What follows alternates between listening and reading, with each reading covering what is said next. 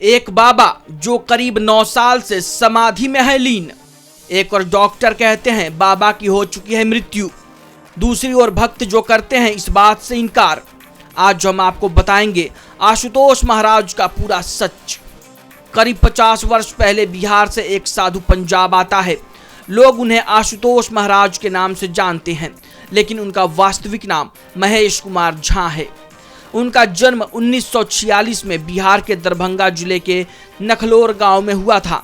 अपनी शादी के 18 महीने बाद ही अपनी पत्नी और बेटे को छोड़कर आशुतोष मानव उत्थान सेवा समिति के संस्थापक सतपाल महाराज के वो शिष्य बन गए।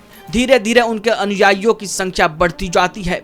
साल 1983 में आशुतोष महाराज जालंधर के पास नूर महल में दिव्य ज्योति जागृति संस्थान की स्थापना करते हैं। सुबह शाम उनके प्रवचन सुनने के लिए लोगों की भीड़ उमड़ने लगती है।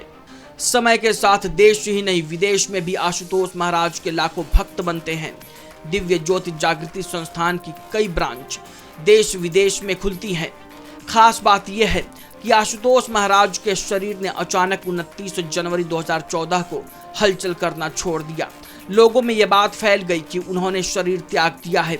हालांकि अगले दिन सुबह शिष्य ये मानने से इनकार कर देते हैं। वे दावा करते हैं कि आशुतोष महाराज गहन समाधि में चले गए हैं, उनकी मृत्यु नहीं हुई है।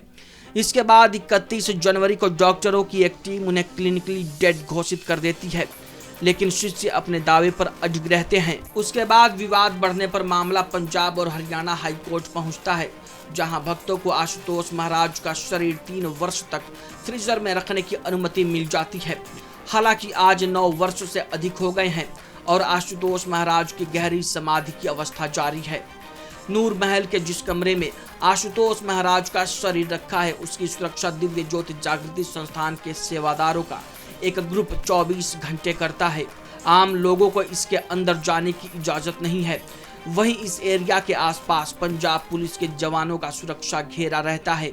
नूर महल नकोदर मार्ग पर भी पुलिस चेक पोस्ट बनाई गई है। वहीं संस्थान के अंदर प्रवेश करने से पहले भी हाई सिक्योरिटी चेकिंग की जाती है। अब सवाल ये है कि आखिर आशुतोष महाराज के शरीर को जलाने की ऐसी भी क्या जल्दी है। हिंदू धर्मशास्त्र के अनुसार जो शरीर समाधि में होता है उसके शरीर के साथ छेड़छाड़ नहीं कर सकते।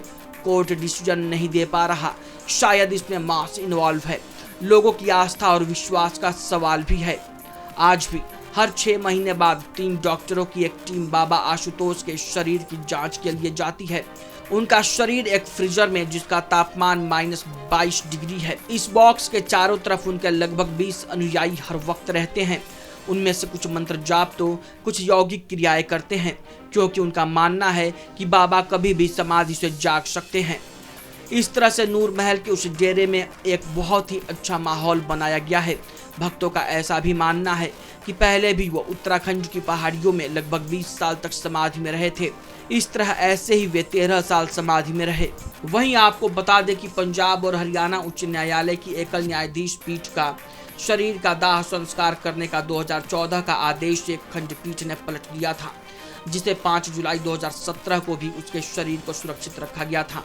वहीं कुछ डॉक्टरों से बातचीत के दौरान पता चला कि उनके शरीर पर सड़ने के कोई निशान नहीं है। शरीर पर बैक्टीरिया कल्चर परीक्षा भी निगेटिव निकला। यदि कोई आम इंसान अपनी उंगली को बहुत साल तक डीप फ्रीज में रखे या ठंडे पानी में थोड़ी देर भी रखे तो उंगलियां सिकुड़ जाती हैं या फिर काली पड़ जाती हैं, जबकि बाबा आशुतोष का शरीर आज भी वैसे का वैसा ही है। अब इससे ज्यादा क्या कहा जा सकता है। उनके शिष्यों का कहना है जहां आस्था है वहां विश्वास करने की अनुमति दीजिए। Desk report, top on top.